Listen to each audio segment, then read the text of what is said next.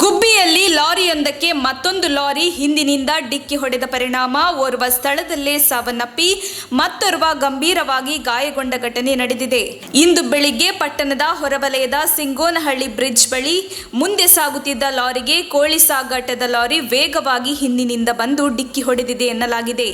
ಪರಿಣಾಮವಾಗಿ ಲಾರಿಯಲ್ಲಿದ್ದ ಓರ್ವ ಸಾವನ್ನಪ್ಪಿ ಮತ್ತೋರ್ವ ಗಂಭೀರವಾಗಿ ಗಾಯಗೊಂಡಿದ್ದಾನೆ. ಅಪಘಾತದ ತೀವ್ರತೆಗೆ ಲಾರಿ ಚಾಲಕ ಲಾರಿಯಲ್ಲೇ ಸಿಲುಕಿಕೊಂಡಿದ್ದು ಲಾರಿಯ ಹಾರನ್ ಮೊಳಗುತ್ತಲೇ ಇದ್ದ ದೃಶ್ಯ ಕಂಡು ಬಂದಿದೆ. ಲಾರಿಯ ಸಿಗ್ನಲ್ ಕೂಡ ಆನ್ನಲ್ಲಿರುವುದು ಪತ್ತೆಯಾಗಿದ್ದು ಈ ಅಪಘಾತ ಭೀಕರತೆಯಿಂದ ಕೂಡಿದೆ. ಘಟನೆ ಸಂಬಂಧ ಸ್ಥಳಕ್ಕೆ ಪೊಲೀಸರು ಆಗಮಿಸಿದ್ದು ಪರಿಶೀಲನೆ ನಡೆಸಿದ್ದಾರೆ. ಘಟನೆಯ ತನಿಖೆ ಮುಂದುವರೆಸಿದ್ದಾರೆ. ಗಾಯಾಳುವನ್ನು ಆಸ್ಪತ್ರೆಗೆ ದಾಖಲಿಸಿ ಚಿಕಿತ್ಸೆ ನೀಡಲಾಗುತ್ತಿದೆ. ವರದಿ ಮಂಜುನಾಥ್ ಗುಬ್ಬಿ.